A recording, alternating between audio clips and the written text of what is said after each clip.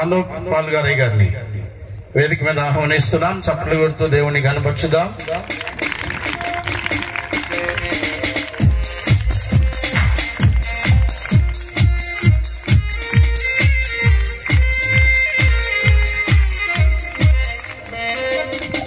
దేవునికి స్తోత్రం.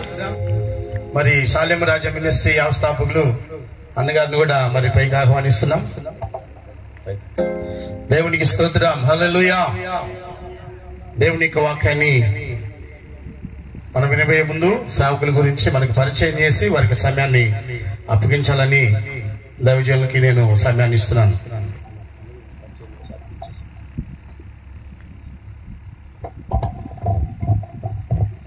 దేవుని నామానికి మహిమ కలుగును గాక. త్రియేక దేవుని నామంలో ఈ 16వ శాలెం రాజా మినిస్ట్రీ వారు నిర్వహిస్తున్నటువంటి రక్షణ సువార్త స్వస్థ మహాసభలకు చేసిన మీ అందరికీ, అలాగే దైవజనులకు అందరికి కూడా ప్రత్యేకమైన వందనాలు తెలియజేస్తున్నాం. మరి ఈరోజు వర్తమానికులు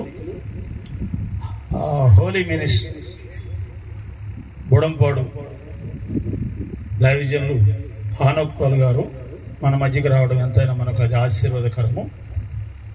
వారికి, వారి మినిస్ట్రీ వారికి ప్రత్యేకమైన వందనాలు తెలియజేస్తూ ఉన్నాం.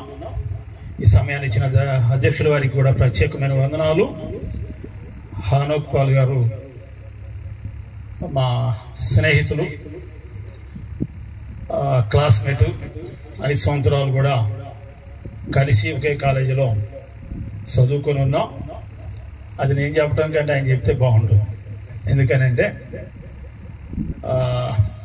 పెద్దోళ్ళని కాదు, ఒక వయసు వాళ్ళమే.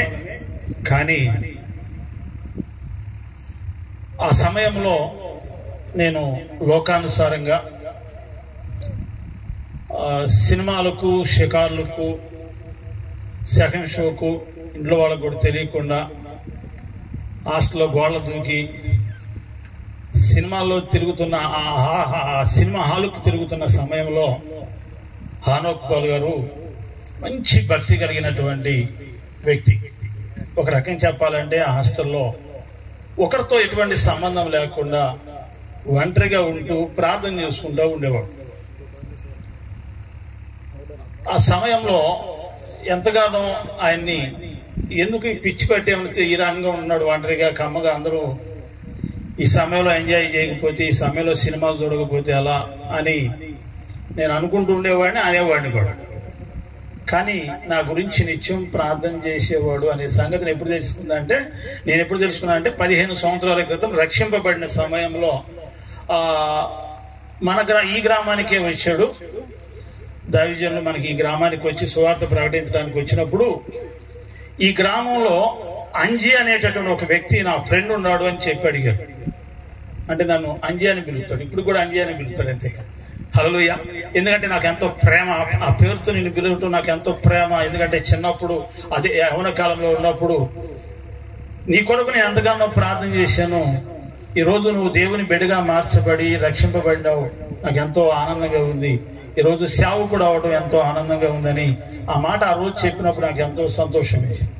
ఎందుకంటే హాస్టల్లో కలిసి ఉంటూ అతనేమో, మనమేమో లోకానుసారంగా ఇష్టానుసారంగా జీవిస్తున్నాం. అతనేమో ఒంటరిగా ప్రార్థన అంటూ ఎవరితో కలవకుండా ఉన్నటువంటి ఆ దినాలు ఈరోజు నేను జ్ఞాపకం చేసుకుంటే నాకు ఆశ్చర్యం వేస్తుంది. ఈరోజు నేను ఈరోజు ఈ సభకు మొదటి రోజు ఆహ్వానించినప్పుడు ఆయనకెంతో బిజీగా ఉన్నాడు. కానీ దీవెని అన్న ఒక మాట అడిగాడు, అన్న అంజీ నా ఫ్రెండ్, అతను మీటింగ్ పెట్టుకున్నాడు, అతని కొరకు నేను 5 సంవత్సరాలు అక్కడ హాస్టల్లో ఉన్నప్పుడే ప్రార్థన చేశానన్నా, ఈరోజు సేవ చేస్తున్నాడు, నాకు ఎంతో ఆనందంగా ఉంది. నేను ఆ సభల్లోకి వెళ్ళి వాక్యం ప్రకటించడం కొంచెం నాకు కూడా సంతోషం అని అడిగాడట. దీవెని అని అన్నాడు. సరే మీ ఫ్రెండ్ అంటున్నావు కదా ఇల్లు అని చెప్పి ఒకరోజు అవకాశాన్ని అనుగ్రహించి ఈరోజు మన మధ్యకి రావడం ఎంతైనా కూడా అది నాకు చాలా సంతోషంగా ఉంది. అన్నకి ఎంతైనా మా సభల తరపున, అలాగే మా కుటుంబం తరపున, మినిస్ట్రీ తరపున ప్రత్యేకమైన వందనాలు. మరి ఈ సమయాన్ని దైవజనులు అనూప్ పాల్ గారికి వాక్యాన్ని అందించడం కొరకు మరి ఈ సమయాన్ని అప్పగిస్తూ ఉన్నాం. అన్న వాక్యం అందించడానికి వచ్చేటప్పుడు అందరం కూడా చప్పట్లతో ఆహ్వానిద్దాం.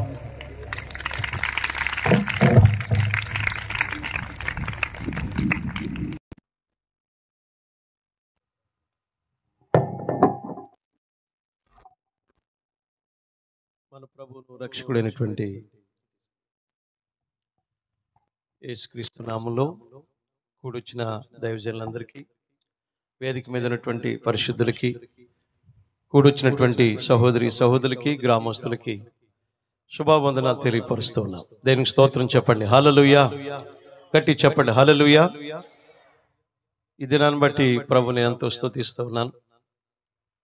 ఈ రీతిగా మీతో ఉండి దేవునికి మాటలు ధ్యానం చేయడానికి నేను ఎంత మాత్రం తగిన వాడిని కాదు, కానీ కృపే నాకు ఇక్కడ ఒక అవకాశాన్ని దేవుడు కలుగు చేశాడని ప్రభును స్తుతిస్తూ ఉన్నాను. కాబట్టి ఒక పల్లవి పాడి ప్రార్థన పూర్వకంగా దేవునికి వాక్యాన్ని ధ్యానం చేసుకుందాం. ఎందుకయ్యా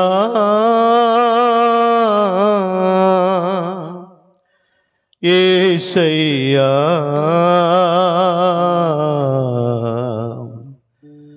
నా మీద నీకింత ప్రేమ, ఏమిటయ్యా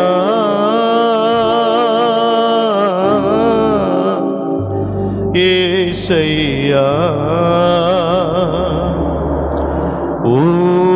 ఊహకందని నీ కృపా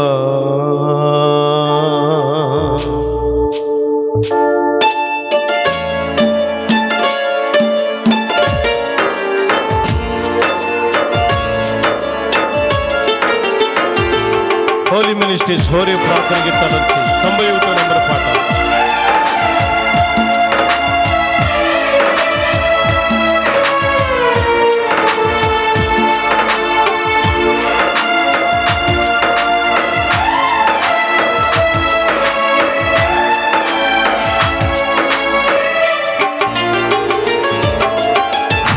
ఎందుకయ్యా యేసయ్యా నా మీద నీకింత ప్రేమ, ఏమిటయ్యా యేసయ్యా ఊహకందని నీ కృపా, ఎంత వెదకినా ఎదుడను కానే ఏ మంచి లేదే నా జీవితాన, ఎన్నికలేని ఎండిన ఎముకను అర్హుడనాని పని కొరకు, అర్హుడనాని పని కొరకు, అర్హుడనాని పని కొరకు. ఎందుకయ్యా యేసయ్యా నా మీద నీకింత ప్రేమ, ఏమిటయ్యా యేసయ్యా ఊహకందని నీ కృపా. ఒక్కసారి చేతులు పైకెత్తి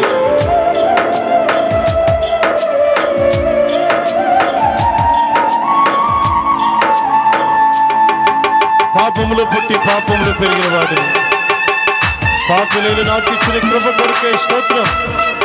రెండు చేతులు ఇచ్చి చప్పట్లు కొడుతూ హల్లెలూయా. నండి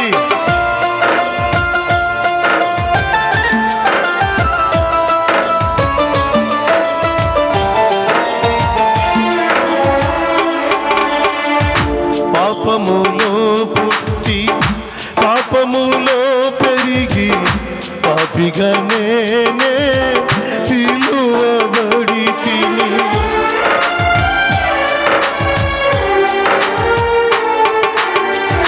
పాపములో పుట్టి పాపములో పెరిగి పాపిగా నేనే పిలువబడి తిని, నా పాపములకై ప్రాయచిత్తము చేసి రక్షించితివి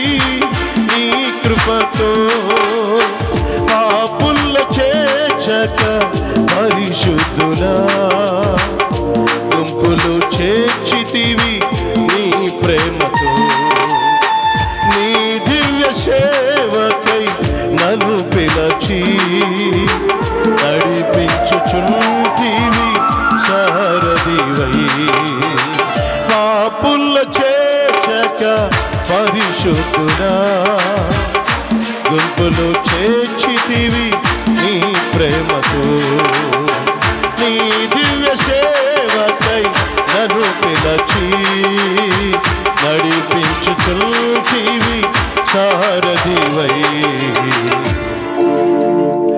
ఎందుకయ్యా ఎందుకయ్యా యేసయ్యా నా మీద నీకంత ప్రేమ ఏమిటయ్యా ఏమిటయ్యా యేసయ్యా ఊహకందని నీ కృపా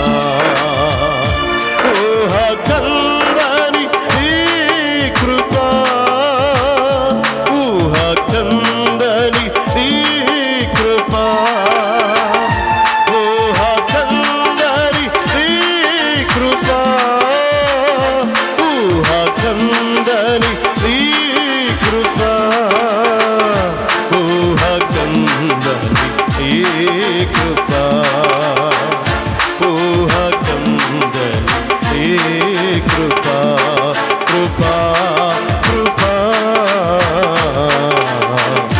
ఊహకందని నీ కృపా ఊహకందని నీ కృపా. చిన్న ప్రార్థన. ప్రేమ స్వరూపుడా నీకు స్తోత్రం స్తోత్రం స్తోత్రం చెప్పండి. అందరినో తెరిచి స్తోత్రం చెప్పండి. హల్లెలూయా. ఎంత అయిన నమ్మదగిన దేవుడా నీకు స్తోత్రం. ఈ రాత్రి నీ పాదాల దగ్గరికి వస్తావునా? ఓహో కంద నీ కృప నీ కార్యాల కొరకే స్తోత్రం. మాకిచ్చిన మంచి తరుణం మంచి వాతావరణం కొరకే స్తోత్రమే.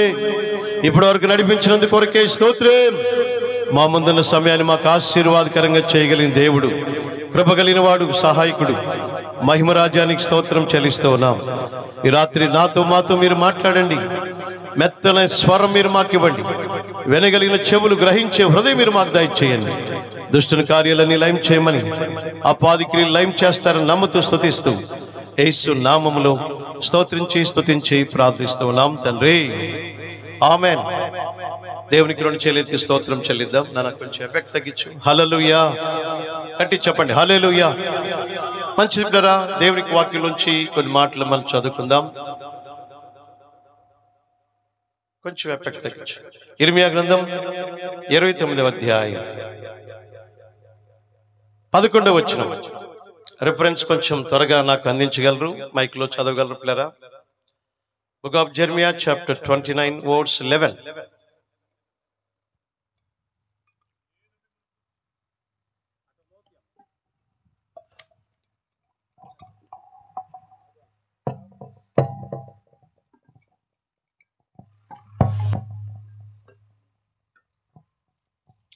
చదువుదాం. ఇర్మియా గ్రంథం 29:11. నేను మిమ్మల్ని గూర్చి ఉద్దేశించిన సంగతులను నేను ఎరుగుదును. అది కొంచెం తగ్గించాను. రాబో కాలమందు మీకు నిరీక్షణ కలుగునట్లుగా అవి సమాధానకరమైన ఉద్దేశములే గాని హానికరమైనవి కావు. చాలండి. దేనికి స్తోత్రం కలుగును గాక. హల్లెలూయా. చూడండి, దేవునికి వాక్యంలోంచి మనం ధ్యానం చేస్తా ఉంటే ప్రభు సెలవిస్తున్న మాట, నేను మీకు కొరకు ఉద్దేశాలు ఉద్దేశించాను. ఆ ఉద్దేశాలు మీకు సమాధానకరములే కానీ హానికరాలు కాదు. నమ్మిన వాళ్ళు గట్టి స్తోత్రం చెప్పండి. హల్లెలూయా. కొంచెం దగ్గర చెప్దాం. హల్లెలూయా. కుర్చీలు కూర్చున్న పెద్దోళ్ళు. కాబట్టి నా ప్రియమైన దేవుని బిడ్డలారా, ఆయన మన ఎడల తలంపులు కలిగి ఉన్నాడు. ఆయనకు ఉద్దేశాలు ఉన్నాయి. ఆ ఉద్దేశాలు నెరవేర్చడానికి సమర్థుడు, ఆయన శక్తిమంతుడు. కమింగ్ డేస్ లో, కమింగ్ ఇయర్స్ లో దేవుడు ఈ పరిచర్య ఎడల, లేకపోతే కూడి వచ్చిన మనందరి ఎడల ఆయన గొప్ప ఉద్దేశాలు ఉన్నాయి. అవి నెరవేర్చబడాలని దేవుడు కోరుకుంటున్నాడు. కాబట్టి ఆ ఉద్దేశాలు స్థానిక సంఘంలో సహవాసంలోనే కాదు, కూడొచ్చిన సేవకులోనే కాదు, కూడొచ్చిన మనందరిలో కూడా ఆ ఉద్దేశాలు నెరవేర్చబడాలన్నది దేవునికి మహాసంకల్పం. Praise the lord. Hallelujah. Bible గ్రంథంలో అనేక వాగ్దానాలు ఉన్నాయి. దేవుడు మనకు ఆదరణ కలుగునట్లు, ధైర్యము, ప్రోత్సాహం, దీవెన కలుగునట్లు అనేకమైనటువంటి వాగ్దానాలు బైబిల్ గ్రంథంలో మనం చూస్తూ ఉన్నాం. అయితే వాగ్దానం ఎక్కడుందో కండిషన్ కూడా ఉంటుంది పిల్లలు. బాగా గమనించండి, దేవుడు ఒక వాగ్దానం ఇచ్చాడంటే అక్కడ కండిషన్ ఉంటుంది. ఆ వాగ్దానం నెరవేర్చబడాలంటే ఆ జాగ్రత్తలు మనం తీసుకుంటేనే కానీ ఆ వాగ్దానాన్ని మనం స్వతంత్రించుకోలేదు. ఇజ్రాయేలు ప్రజలకు వాగ్దానాలు ఉన్నాయి. పాలు తేనెలు ప్రవహించే దేశంలోకి నేను ప్రవేశింప చేస్తాన్నారు.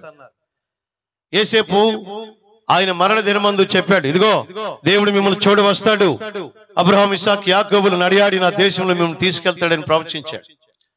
వాగ్దానమే. కానీ ఎంతమంది ఆ వాగ్దానం స్వతంత్రించుకున్నారని మనం లెక్క చూస్తే యెహోషువ కాలేబులు తప్పితే ఆ తరములో ఈ ఐగుప్తులోంచి యాత్ర ప్రారంభించబడిన వారిలో యెహోషువ కాలేబులు తప్పితే ఎవరు కూడా కానంలో ప్రవేశించలేదు. వారికి వాగ్దానాలు లేవా? వాక్యం లేదా?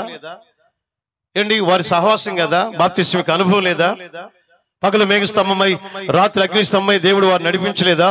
దేవదూతలు తినే మన్నార్తో వారు పోషించలేదా? వాళ్ళకి ధర్మశాస్త్రం లేదా? 10 ఆజ్ఞలు దేవుడు మోషే ద్వారా సీనాయి పర్వతంలో దేవుడు ఆ నిబంధన ఆజ్ఞ దేవుడు దయచేయలేదా? ఇన్ని ఉన్నాయి. ఒక మంచి నమ్మకమైనటువంటి ప్రార్థన పరుడైన దైవజనుడు వాళ్ళు నడిపిస్తున్నా ఆ వాగ్దానాలు ఎందుకు స్వతంత్రించుకోలేకపోయారంటే వారి స్వభావమే. వారి దుష్టత్వాన్ని బట్టి వాగ్దాన కాలపు విశ్రాంతిలో వాళ్ళు ప్రవేశించలేకపోయారు. ఆకులు రాలిపోయినట్లు ఆ తరమారులో 6 లక్షల కాల్బలం రాలిపోయారు.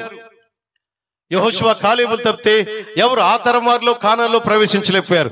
ప్రవేశించారు కదా పాస్టర్ గారు మీరు అనొచ్చు, అక్కడ అరణ్యములో ఆ యాత్రలో పుట్టిన వాళ్ళు తప్పితే ఆ తరమారు ఎవరు ప్రవేశించలేదు.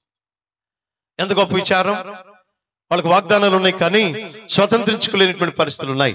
మనం అలా కాకూడదని ఈ కృపాకాలంలో ఈ క్రొత్త నిబంధన సంఘములో చూడండి, కడవరి దినాల్లో దేవుడు ఉద్దేశించిన ఉద్దేశాలు మన ఎడల మన పిల్లల ఎడల అవి క్షేమకరంగా నెరవేర్చబడాలని దేవుడు కోరుకుంటున్నాడు. దేవునికి స్తోత్రం చెప్పండి. హల్లెలూయా.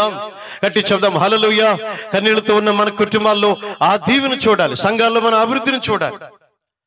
వాక్యంలో మాట ఉంటుంది, నీ దేహానికి ఆరోగ్యం, నీ ఎముకలు సత్తువు నేను కలుగు చేస్తానన్నాడు దేవుడు. నీ మీద నేను ఉంచిన ఆత్మ నీ పిల్లల మీద దేవుడు పెడతాన్నాడు. అంత్య దినాల్లో మీ వృద్ధులు కలలు గంటారు, మీ యవ్వనులు ప్రవచనాలు మనుషులందరి మీద నా ఆత్మను కుమ్మరిస్తానని ఏవేలు ప్రవచనం ద్వారా వాక్యంలో మనం చూస్తూ ఉన్నాం. కాబట్టి ఆ వాగ్దానాలు మనం స్వతంత్రించుకోవాలి. కమింగ్ డేస్ లో, ఇయర్స్ లో, రాబోతున్న సంవత్సరాల్లో క్షేమకరమైన అనుభవాలు మనం చూచుదాము గాక. దేనికి స్తోత్రం కలుగును గాక. గట్టి చెప్పండి హల్లెలూయా. చూడండి, ఇది ఆరంభం మాత్రమే.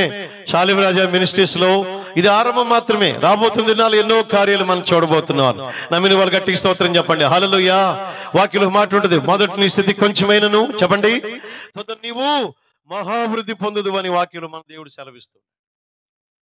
నీ స్థితి ఆరంభంలో కొంచెమైనా కమింగ్ డేస్ లో మనం మహాభివృద్ధి పొందాలి. మన కుటుంబాలు వెంబడించాలి. కొల్లిమరలో ఉన్నటువంటి అన్ని జనులు టోటల్ హోల్ విలేజ్ మొత్తం దేవుని సన్నిధిలో కూర్చోవటం మనం చూడాలి. దేవునికి స్తోత్రం కలుగును గాక. దేవుడు మనం చేస్తున్న ఈ పరిచర్యలు అన్ని జనులకు వెలుగుగా మార్చును గాక. ఆమేన్. ఇవి అన్ని జనులు రక్షించబడే కాలం ఇది. అన్ని జనులు ప్రవాహం వలె దేవుని దగ్గరికి వస్తారని వాక్యంలో సెలవు ఇవ్వబడింది. కాబట్టి ఆ వాగ్దానాలు నెరవేర్పును మనం చూడాలని ప్రభునామములో మీ అందరికి కూడా మనం చేస్తాం. దేవుడు మాట ఇచ్చిన దేవుడు నమ్మదగిన దేవుడు. ఎప్పుడు ఈ కార్యాలు చేస్తాడు? మనుషుడైన మాట తప్పుతాడు కానీ దేవుడు మాత్రం ఎన్నడూ మాట తప్పడు. హల్లెలూయా. మనుషుడైన అబద్ధం ఆడతాడు. మనుషుడైన మాట ఇచ్చి నేను ఎలా ఇచ్చానని మళ్ళా మాట మార్చవచ్చు. కానీ ప్రభు అయినటువంటి యేసయ్య అబద్ధమానుడికి ఆయన నరుడు కాదు. ఆయన సమర్థుడు, శక్తిమంతుడు. మన ఎడల, మన కుటుంబాల్లో, మన పిల్లల ఎడల ఆశ్చర్యకరమైన కార్యాలు ప్రభు చేయబోతున్నాడు. నమ్మిన వాళ్ళు గట్టి స్తోత్రం చెప్పండి హల్లెలూయా. వ్యాధి లేని జీవితం మనకి ఇవ్వాలి. రోతపాత జీవితం నుంచి మనకి విడుదల ఇవ్వాలి. రక్షణ పాత్ర మనం చేతపుచ్చుకోవాలి. Today the salvation day. రేపేదో మనకు జరుగునో మనకు తెలియదు. కాబట్టి ఈ కోటాల్లో మనం గొప్ప విడుదల పొందాలి. హల్లెలూయా. మన పిల్లల బంధకాలు దేవుడు తెంచివేసి మన ఆశీర్వాదకరంగా మార్చాలి. పేతురు రాసిన మొదటి పత్రిక 3:9 ఉంటుంది. చదవద్దు కానీ మీరు ఆశీర్వాదానికి వారసులుగా ఉంటారని మీరు పిలువబడ్డారు. We're calling for blessings. ఆశీర్వాదకరంగా ఉండాలని మనం పిలిచాడు. క్రైస్తవుడు అంటే ఏదో పేదవాడు, తక్కువవాడు, అంటరానివాడు కాదు. క్రైస్తవుడు అంటే రాజులు రాజు బిడ్డ, కుమారుడు కుమార్తెలు. దేనికి స్తోత్రం కలుగును గాక. ఆమేన్. క్రైస్తవుడు అంటే ఏదో తక్కువ అనుకోవాకండి. అలానే మనం గర్వపడటానికి వెళ్ళలేదు. అన్ని నామాల కంటే పైనామం మన ప్రభువుల వారి నామం. ఆ నామాన్ని ధరించుకున్నాం. ఆ రక్తంలో కడగబడ్డాం. ఆ నామం కోసం బతుకుతున్నాం. ఆ వాక్యం కోసం మనం అప్పగించుకున్నాం. చూడండి, అపోస్తలుడైన పౌలు, బర్నబా యేసుక్రీస్తు పేరు కోసం వాళ్ళు సమర్పించుకున్నట్లు ఇది నాలో సేవకులు, మరి అన్నవాళ్ళు, ఇక్కడ ఉన్నటువంటి అక్క వాళ్ళు ఆయన పేరు కోసం, ఆయన మహిమ కోసం సమర్పించుకుని దేవుని కోసం పనిచేసి ఒక భాగ్యం దేవుడు ఇచ్చాడు. కాబట్టి మన ఎడల, మన కుటుంబాల ఎడల ఆయన ఉద్దేశించిన ఉద్దేశాలు నెరవేర్చబడాలి. ఒక పొల్లైన తప్పిపోవటానికి లేదు. అన్ని వాగ్దానాలు జరగాలి. యేసుప్రభు వారికి ఎడల తండ్రి ఉద్దేశించిన సంకల్పం అంతా ఎలా నెరవేర్చబడింది. ఇదిగో నేరస్తుల మధ్య నేను ఏలాడదీయబడవలసిన వాక్యం ఇది నెరవేర్చబడాలని దేవుడు కోరుకున్నాడు ఆయన అంతిమ దినాల్లో. ఆ వాక్యం కూడా నెరవేర్చబడటానికి యేసుప్రభు వారి జీవితంలో కార్యం మనం చూస్తూ ఉన్నాం. కాబట్టి ఈ రాత్రి నా ప్రియమైన దేవుని బిడ్డలారా, మన జీవితాలు కూడా అటువంటి కార్యాలు చేయాలి. అటువంటి గొప్ప అద్భుతాలు చేయాలంటే ఏం చేయాలో వాక్యపు లోతులోంచి కొన్ని విషయాలు మనం ధ్యానం చేసుకుందాం. చూడండి, ఇర్మియా గ్రంథం 29వ అధ్యాయంలోనే దేవునికి వాక్యంలో మనం చదువుకుందాం. ఇర్మియా గ్రంథం 29వ అధ్యాయంలోనే చూడండి 12వ వచనం మనం చదువుకుందాం. 12 చదవండి. 29, 12 మనం చదువుకుందాం. మీరు నాకు మొరపెట్టుదురేని, మీరు నాకు ప్రార్థన చేయుచు ఒత్తురేని, నేను మీ మనవిని ఆలకింతును. నేను మీ మనవి ఆలకిస్తాను. మీరు నన్ను వెదికిన ఎడల పూర్ణ మనసుతో నన్ను గూర్చి విచారణ చేసిన ఎడల మీరు నన్ను కనుగొందురు. మీరు నన్ను కనుగొంటారు. దేవునికి స్తోత్రం చెప్పండి. హల్లెలూయా. చూడండి, మీరు నన్ను వెదకాలి, పూర్ణ మనసుతో ప్రార్థన చేయాలి. మీరు నన్ను వెదికితే మీరు నన్ను కనుగొంటారు. మీరు నా ద్వారా కార్యాలు చూస్తారని ప్రభు అయినటువంటి యెహోవా అని సెలవిస్తూ ఉన్నాడు. మీరు గమనించాలి, పూర్ణ మనసుతో వెదకాలి, ఆయన దగ్గరికి వెళ్ళాలి, ప్రార్థన చేయాలి, కన్నీరు ఎడవాలి. మీరు నాకు మొర్రపెట్టాలి, బతిమలాడాలి. నేను మీ జీవితాల్లో నేను మాట ఇచ్చాను కదా, ఆ మాట నెరవేర్చబోతున్నాను దేవుడు సెలవిస్తున్నాడు. నమ్మిన వాళ్ళు స్తోత్రం చెప్పండి. హల్లెలూయా. గట్టి చెబుదాం హల్లెలూయా. ఓ భక్తుడు అన్నాడు, మోకాళ్ళు నలబడితే మోకాళ్ళు తెలబడతాయి. చెక్కిళ్ళ వెంట కన్నీళ్లు కారుతూ ఉంటే దేవుని జీవితంలో కార్యం చేస్తాడు. చూడరా, ఎక్కడ ప్రార్థన ఉంటుందో, ఎక్కడ ప్రార్థన చేసి గుంపులు ఉంటాయో, ఎక్కడ చూడండి విరిగి నలిగిన హృదయం ఉంటుందో, ఎక్కడ ఎదుగుతారో దేవుని కార్యాలు అక్కడ మనం చూడబోతున్నాం. మన సంగతిని రాత్రి మనతో మాట్లాడు. నీ కుటుంబంలో, నీ బిడ్డల్లో, నీ భర్తలో, లేకపోతే నీ పిల్లల్లో ఆశీర్వాదకరమైన, ఆయన క్షేమకరమైన కాలాన్ని చూచినట్లు దేవుడు ఎప్పుడు ఇస్తాడంటే ఆయనకి మనం మొరపెట్టాలి. దేనికి స్తోత్రం కలుగును గాక. అట్టి స్తోత్రం చెప్పండి. హల్లెలూయా. చూడరా, నిన్నటి వరకు కూడా భయంకరమైన వర్షాలు అక్కడక్కడ. నేను ఆయా ప్రాంతాల్లో నేను మీటింగ్కి వెళ్ళి వస్తున్నప్పుడు, కర్ణాటక లేకపోతే రాయలసీమ ఈ ప్రాంతాలకు వస్తున్నప్పుడు, కృష్ణా జిల్లాలో జోరున వర్షాలు కురుస్తూ ఉన్నాయి. చూడండి, అజయ్ గారు నాతో ఏం చెప్పారంటే, అన్నా మేము అనేక దినాలు ఉపవసించి ప్రార్థన చేస్తున్నాం, దేవుడు ఖచ్చితంగా మీకు అవకాశం ఇస్తారు, మీరు రావాలి. నేను ఈరోజు కూడా అదే స్మరించుకుంటూ వచ్చాను. ప్రభా, పరిశుద్ధులు ప్రార్థన చేశారు, సంఘం గోని పట్టగట్టుకుంది. నువ్వు ఆశ్చర్య కార్యాలు చేయాలి, నువ్వు ఉద్దేశించినట్టు ఉద్దేశాలన్నీ నెరవేర్చబడాలి. ప్రార్థన ద్వారా తప్పితే మరొక దేని ద్వారా ఈ కార్యాలు జరగవని ప్రభు ప్రేమను మీకు తెలియపరుస్తున్నాం. కాబట్టి ఈ రాత్రి ప్రార్థనలో మనం ఎక్కడున్నాం? ప్రభు సన్నిధిలో మొరపెట్టే విషయంలో ఎక్కడున్నాం? కన్నీరు విడిచే విషయంలో, గోని పట్ట కట్టుకుని ప్రసవ వేదన పడే విషయంలో మనం ఎక్కడున్నాం? మీరు నాకు మొరపెడితే నేను మీకు ఉత్తరం ఇస్తానని ప్రభు అయినటువంటి యేసయ్య సెలవిస్తున్నాడు. దేనికి స్తోత్రం కలుగును గాక. హల్లెలూయా. గట్టి చెప్పండి హల్లెలూయా. కొంచెం బిగ్గరగా హల్లెలూయా. ప్రభు ఒక మాట అన్నాడు, ఒక అద్భుతమైన మాట. చూడండి, ఆశ్చర్యకరమైన మాట. అంత్య దినాల్లో రోదన చేసే స్త్రీలను నేను కనుగొంటానని దేవుడు సెలవిస్తూ ఉన్నాడు. ఇవి అంత్య దినాలండి. రోదన చేసేవాళ్ళు ఉన్నారా? కన్నీరు ఇచ్చేవాళ్ళు ఉన్నారా? రోదన చేసే పురుషులు ఉన్నారా? పాటలు పాడమంటే తెల్లారులు పాటలు పాడతారు. ప్రసంగానికి అవకాశం ఇస్తే తెల్లారులు చెప్పేవాళ్ళు ఉన్నారు. మరి ప్రార్థన చేసేవాళ్ళండి. చూడండి, దేవుని సన్నిధిలో మొరపెట్టి, ఒకప్పుడు నీ ప్రార్థన జీవితం ఎంత? ఒకప్పుడు ఎంత ప్రార్థన చేసుకున్నావు? ఎంత ఉపవాసం ఉన్నావు? ఈ రోజు ఉందా మెట్టు? వాగ్దానం నెరవేర్చలేదు, కార్యాలు జరగట్లేదని కంగారు పడుతున్నావు. ఆరోగ్యం లేదు, క్షేమం లేదు, అభివృద్ధి లేదు అనుకుంటున్నావు. కానీ ఆయన వెలుగుతున్నామా? ఆయనకి మొర్రపెడుతున్నామా? ఆయనతో కలిసి ఏక మనసుతో ప్రార్థన చేసే అనుభవం ఉందా? ప్రార్థన బలిపీఠాలు ఉన్నాయా? ఎక్కడ పడిపోయినాయి? ఎక్కడ పోగొట్టుకున్నావు? సంఘం ప్రార్థనాత్మను పోగొట్టుకుంది, సేవకులు ప్రార్థనాత్మను పోగొట్టుకుంది. బాగా గమనించండి పేరా, ఈ సెల్ ఫోన్లు వచ్చిన తర్వాత, ప్రత్యేకంగా టచ్ ఫోన్లు వచ్చిన తర్వాత సంఘాన్ని అపవాది సేవకులు కూడా ఈడ్చుకుని పోతుంది. కారణం ఏంటి? అనవసరమైన దానికోసం మన సమయాన్ని వెచ్చిస్తున్నాం. రోజులో దశంభాగం 3 గంటలు ప్రార్థనకి ఇవ్వగలుగుతున్నామా? ఈరోజు నా పిల్లల కార్యాలు జరగమంటే ఎడ జరుగుతాయి? చాలా మంది అంటారు, ఫాస్ట్ గారు మా కోసం ప్రార్థన చేయని అంటారు. వీళ్ళు 3 పూటలు దీని 30 నిద్రపోతుంటారు. ఏమంటే మేము గోనె పట్టు కట్టుకోవటం, మేము పట్టు మార్చుకోవటం, మీరు మా కోసం ప్రార్థన చేయండి. కనపడిన వాళ్ళకి వెళ్ళి చనిపోయారా, క్యాలెండర్ మీద నెంబర్లు ఉంటాయి కదా, మా సేవకుల నెంబర్లు అందరూ ఉంటాయి పిల్లలు. వాళ్ళకి ఫోన్ చేసి వీళ్ళు ఫోన్ చేసి 5 నిమిషాలు అయిపోతే 5 కాల్స్. హాయిగా ఉంటాం సరిపోద్దా? ప్రార్థన బలిపెట్టాలి ఎక్కడ? అబ్రహాం జీవితంలో వాగ్దానాలు నెరవేర్చబడ్డాయి. 90 సంవత్సరాల వయసులో దేవుడు ఆయన గర్భాన్ని, ఆయన భార్య గర్భాన్ని దేవుడు తెరిచాడే. ఆయన వాగ్దానం ఇచ్చి వాగ్దాన దేశాన్ని స్వతంత్రం చేశాడే. పాలు తేలు ప్రపంచ దేశంలో తీసుకొచ్చాడండి. ఒకటే బలిపీఠాలు కట్టి గొప్ప ప్రార్థన పరుడు అబ్రహాం. ఆయన గురించి ప్రభు అంటాడు, ఇదిగో అతడు ప్రవక్త, ఆ ప్రవక్త ప్రార్థన చేస్తాడు. నమ్మిన వాళ్ళు గట్టి స్తోత్రం చెప్పండి. హల్లెలూయా. 2 చేతులు ఉత్సాహం చెప్పండి. 2 చేతులు ఎత్తమన్నాను కదా. నువ్వు తెరవలేకపోతున్నా పిల్లలు. మొన్నటిదాకా ఎలక్షన్లకు ఆకలేసినట్టున్నారు. చూడరా, అటు ఇటు డబ్బులు తీసుకోవడానికి ఆకలేసినట్టున్నారు. దేవుడి దగ్గర కేకలేయండి. మొయ్యబడిన ద్వారాలు దేవుడు తెరవబోతున్నాడు. హల్లెలూయా.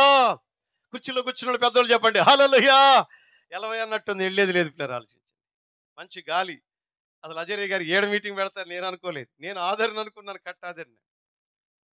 మంచి ప్లజెంట్ పిల్లరా, దేవుడు కృపించాడు. ఈ మొదటి రాత్రి దేవుని కార్యాలు మనం చూస్తాం. ఈ గ్రౌండ్ను కన్నీళ్లతో మనం తడిపి వెళ్ళబోతున్నాం. దేవునికి స్తోత్రం కలుగును గాక. అది నీ తీర్మానం. ఆ బ్రోకెన్ హార్ట్ కావాలి, హృదయం విరిగి నలిగినట్టు బ్రోకెన్ హార్ట్ కావాలి. ఒక రాయిలాగా, ఒక కొండలాగా బిగిసిపోవటానికి లేదు. తెలుగులో శాంతి ఉంది, క్రీస్తుతో నాస్తి దుర్భిక్షం. కష్టపడేవాడికి, ప్రార్థన చేసేవాడికి, కన్నీళ్ళు విడిచేవాడికి దరిద్రం ఉండదు. కీర్తన 120లో రాయబడింది, పిడికెడు విత్తనాలు ఏడ్చుచు పోవిత్తువాడు సంతోషగానం చేస్తూ పనుల నెత్తిని పెట్టుకుని మోసుకుని వస్తాడు. ఈ రాత్రి నా ప్రియమైనటువంటి సోదరి సోదరులారా, దైవ జనమ, ప్రభు ఆత్మ చేత బలపరచబడి దేవుడు మనతో మాట్లాడుతున్నాడు. మీరు మొరపెట్టండి, మీరు ఏడవండి, మీరు కన్నీరు ఎడవండి, నన్ను వెదకండి, నా దగ్గరికి రండి, నా పాదాలు ఆశ్రయించండి. నేను మీ ఎడల ఉద్దేశించిన ఉద్దేశాలు నేను నెరవేరుస్తాను. అవి హానికరాలు కాదు, అవి క్షేమకరాలని దేవుడు సెలవిస్తున్నాడు. హల్లెలూయా. గట్టి చెప్పండి హల్లెలూయా. ఒక యవనస్తుడు ఒక రోజు లిఫ్ట్ ఎక్కుతున్నాడండి. ఆయన లిఫ్ట్ ఎక్కుతుంటే ఒక ముసలాయన కేకేశాడు, బాబు బాబు నేను కూడా వస్తున్నా లిఫ్ట్లోకి, కొంచెం లాపన్నాడు. ఆయన వచ్చాడు లిఫ్ట్ దగ్గరికి. వస్తే ఆయన 2 చేతుల్లో 2 బకెట్లు ఉన్నాయి, బకెట్లు నీళ్లు ఉన్నాయి. ఆ లిఫ్ట్ ఆ స్విచ్ ఆన్ చేశారు, పిల్లలు పైకి వెళ్తుంది. యవనస్తుని అడిగాడు, సార్ ఏంటి మీ ఫ్లాట్లో వాటర్ రావట్లేదు అన్నాడు. వస్తున్నాయి బాబు అన్నాడు. మరి ఎందుకు సార్ 2 బకెట్లో నీళ్లు తీసుకెళ్తున్నాం మీ ఫ్లాట్లో కంటే? బాబు బాబు వినండి, ఇవి నీళ్లు కావు, కన్నీళ్ళండి బాబు అన్నాడు. ఏం కన్నీళ్ళండి? 2 బకెట్ల. ఇంతలా ఏడ్చిన వాళ్ళు ఎవరంటే ఆయన అన్నాడు, ఈ కన్నీళ్ళు నీ అమ్మయ్య, మీ తల్లిగారివి అన్నాడు. మా అమ్మ కన్నీళ్ళ, ఇంత కన్నీళ్ళు కాల్చిందని ఆయన ఆలోచించే లోపే ఆయన అదృశ్యమైపోయాడు. బకెట్లు కూడా కనపడి ఆయన చెమటలు పట్టుకుని ఫ్లాట్లోకి వెళ్ళి తలుపు తట్టి అమ్మా అమ్మ అని పిలిచి, అమ్మా నువ్వు 2 బకెట్లు కన్నీరు కాల్చావా? ఓ పెద్ద ఆయన తీసుకొచ్చి ఆ లిఫ్ట్లో ఎక్కి కొంత దూరం వచ్చి అదృశ్యమయ్యాడమ్మా. ఎందుకమ్మా ఏడుస్తున్నావంటే అమ్మంది, అయ్యా నా కుమారుడు రక్షించబడకపోతే నాకు కన్నీళ్ళు కదా, నా కుమారుడు తాగుబోతుకు వ్యభిచారిగుంటే నాకు కన్నీళ్ళు కదా, ఒకవేళ నా దేవుడే నా కన్నీళ్లు మంతుల్లో నిండిపోయి బకెట్లు పోసాడేమో. ఆ కన్నీళ్లు నిజంగా కారుస్తున్నాను చెప్పినప్పుడు ఆ కుమారుడి గుండెలు బద్దలైపోయినాయి. కప్పుకూలిపోయి ఏడుస్తున్నాడు, మమ్మీ అమ్మా నేను ఇంత బాధ పెట్టానా? ఈ రోజు నుంచి నేను ఇక బాధ పెట్టను, నువ్వు ఏడవద్దు, నీ దేవుని కోసం నేను తాగుడు వ్యభిచారాన్ని వదిలిపెడతా అన్నాడు. నమ్మిన వాళ్ళు గట్టి స్తోత్రం చెప్పండి. చప్పట్ల గోడు కొడితే ఇంకా దేవునికి మహిమ, దేవునికి స్తోత్రం చెప్పండి. నేను వదిలిపెడతాను తల్లి, నేను ఏడిపించినమ్మా, ఇక చాలు. 2 బకెట్ల కన్నీళ్ళు ఎంత నీ గుండెలు విరిగినాయి, ఎంతగా నువ్వు పరితపించావు నా తల్లి, నీ కప్పుకూలిపోయాడు.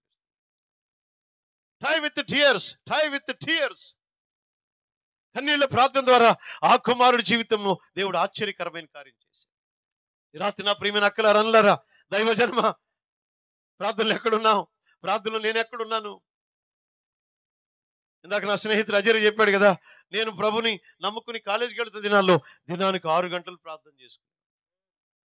మార్నింగ్ లేచి 2 అవర్స్, మధ్యాహ్నం 2 అవర్స్ ప్రార్థన చేసేవాడిని, సాయంత్రం చేసేవాడిని. ఈ రోజు నా ప్రార్థన జీవితం ఎక్కడ?